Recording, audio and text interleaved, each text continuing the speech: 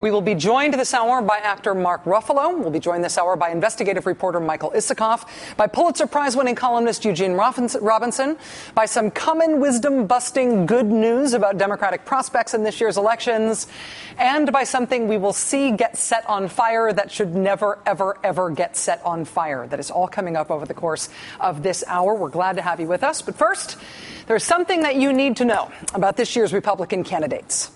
If I tell you, however, I may have to kill you. It turns out there are a lot of secret agents, fake secret agents, running for office this year, running for major offices. They're connected. They're on the inside, and they've seen and done things that mere mortals like you and I can only dream of. Today, the Associated Press revealed the identity of one of these fake secret agents among us.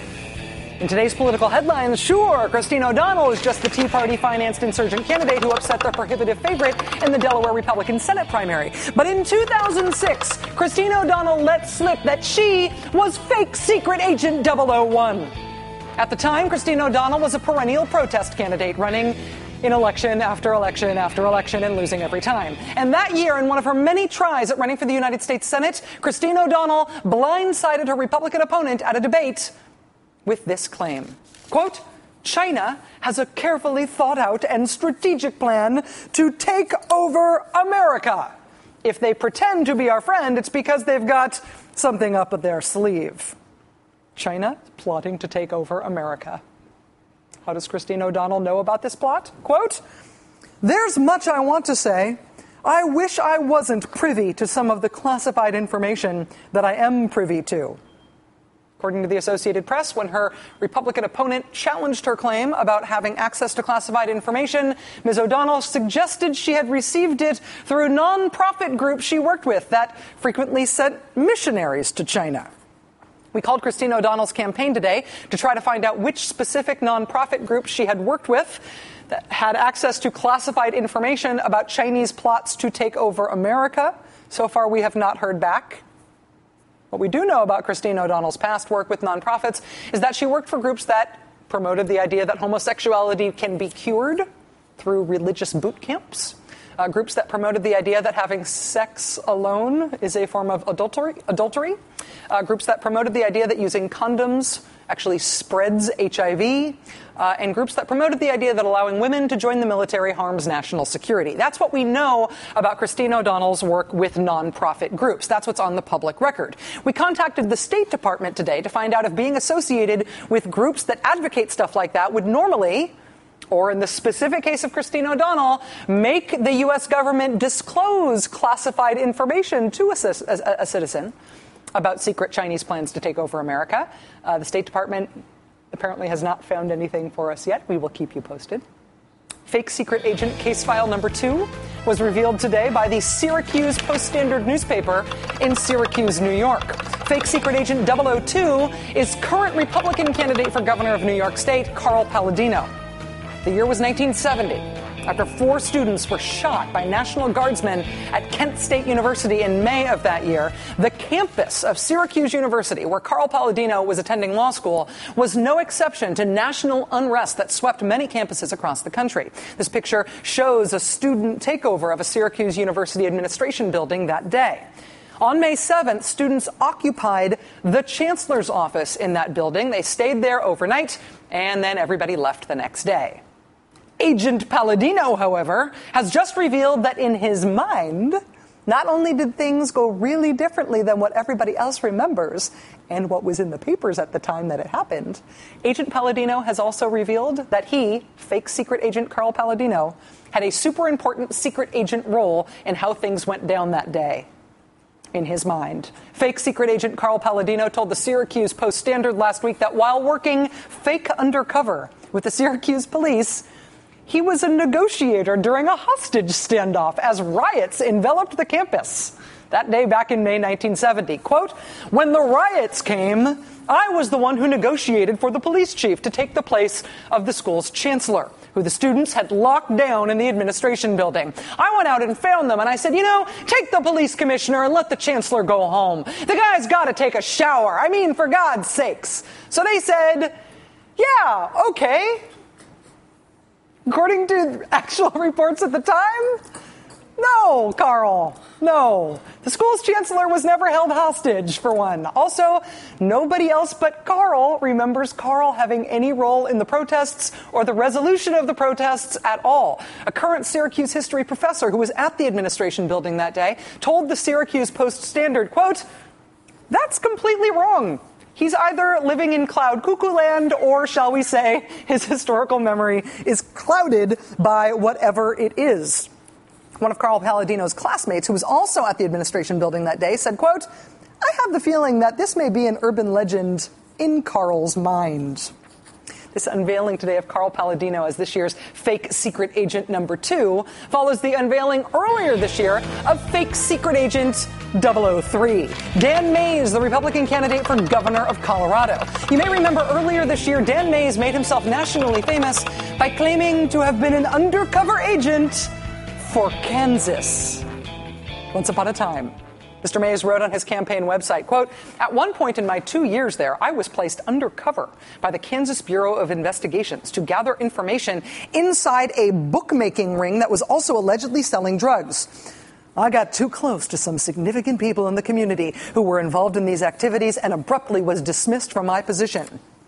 I was placed undercover, he says, by the Kansas Bureau of Investigations.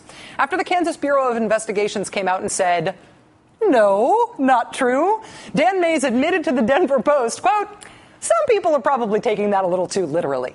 Those comments," meaning his own comments, "might have been incorrect comments."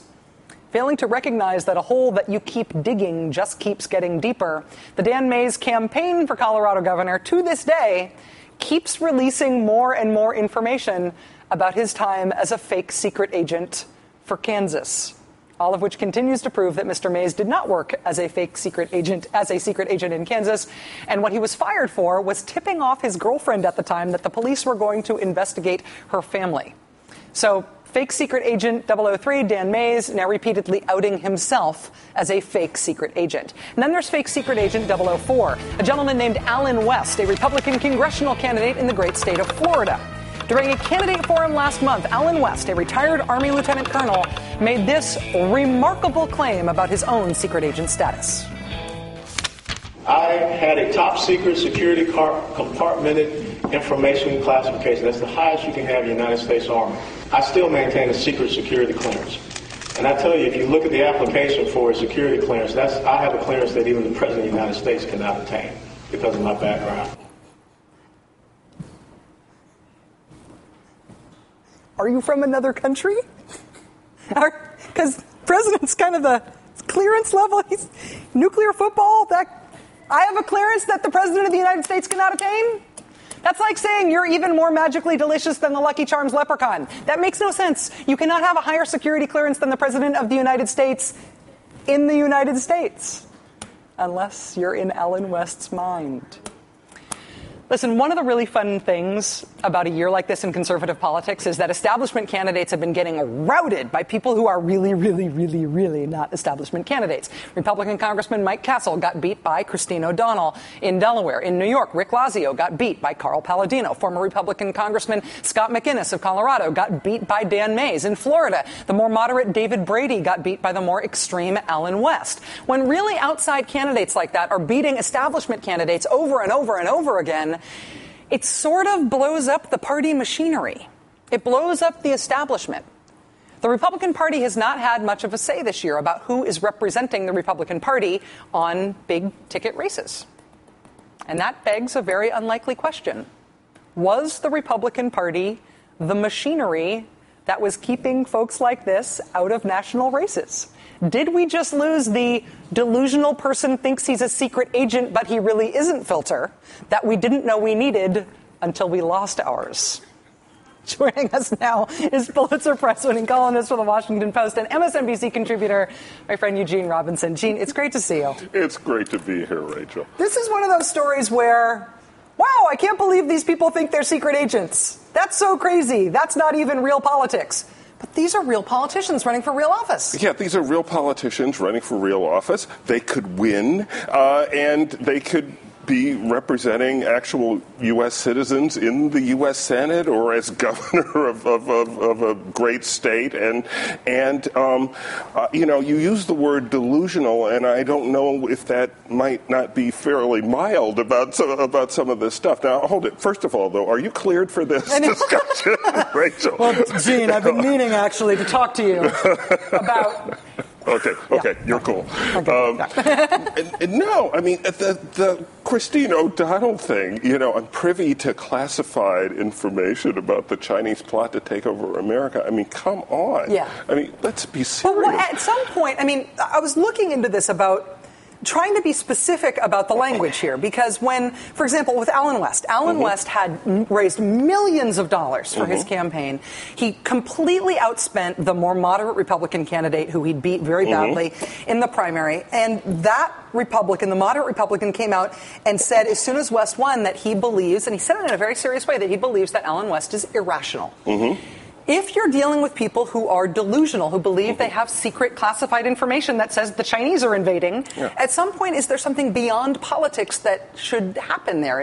No, there is. I mean, reason should happen there, and we should all be concerned, and establishment Republicans should be concerned, because these people could be making decisions as leaders of our government. I mean, that concerns me when somebody who does not seem to have, a firm purchase on reality, or alternately, who just makes stuff up,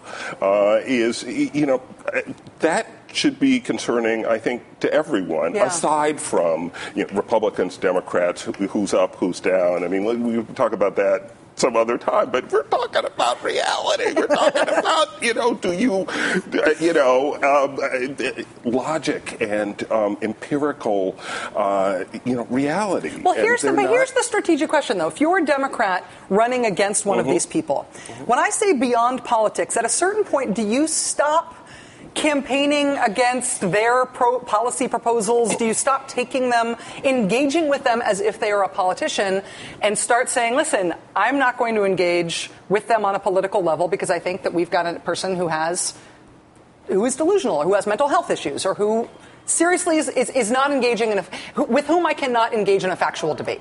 Well, I don't know that you can quite do that. I mean, because the machinery of politics, I think it's probably a mistake and counterproductive to kind of halt the machinery of politics and say, we can't run against this person because this person is delusional. And because, in fact, if you stop, the delusional person could win. Especially with the money that these guys are raising. Exactly, with all this money, by the way, coming, Tea Party money that's coming from, billionaires and from shadowy corporate groups that don't disclose their donors.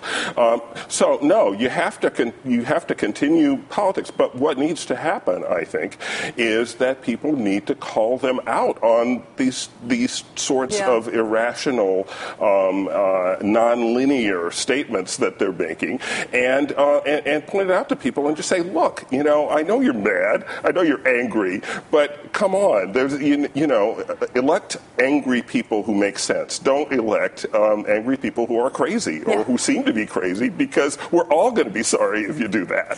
That's this year's new bumper sticker. Don't elect people who might be crazy, and I don't mean it as a euphemism. Crazy is not a euphemism. That would be a good bumper sticker. Exactly. Crazy is not a euphemism. Crazy. That, I think the merchandising possibilities are endless there. Absolutely. Eugene Robinson, Pulitzer Prize-winning columnist for The Washington Post, MSNBC contributor. It's so nice to have you here in person. Great to be here, Rachel. Colbert tonight, right? Yes, and I'd tell you where I'm going to be tomorrow, but I don't know if you're clear for that. That's all right. You talk to my agents. All right, how many times have you heard this year that Democrats are bored about these elections? Republicans are all hyped up to vote, and Democrats aren't. What facts have you heard to bolster that assertion?